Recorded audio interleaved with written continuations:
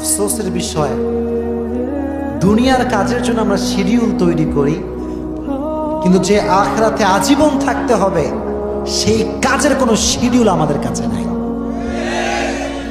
কেন নাই বলি?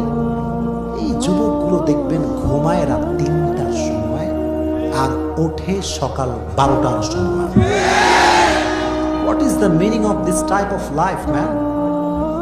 জীবনে কোনো মানে হতে পারে? মানে নেই। তো এখন দেখেন, নামাজের ক্ষেত্রে সমস্যা এইটা। নামাজ যে আমাদের লাইফের একটা গুরুত্বপূর্ণ চ্যাপ্টার, গুরুত্বপূর্ণ একটা অংশ, এটা অনেকে বুঝেও বুঝতে চায় না। আর নামাজ ধরেও আবার কেন ছেড়ে দেয়, কারণটাকে বুঝতে হবে।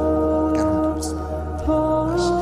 যুবক দাঁড়িয়ে বলছে, ইসলাম বলছে, মাহফিলে বসে, কিন্তু যুবক একাই 3-4টা প্রেম করে। আচ্ছা বলেন, আমি বলি, যেই যুবকটা রাত 3টা-4টা পর্যন্ত প্রেম করে, তার কি ফজরের নামাজ পড়ার কোনো সম্ভাবনা আছে? কেন নাই?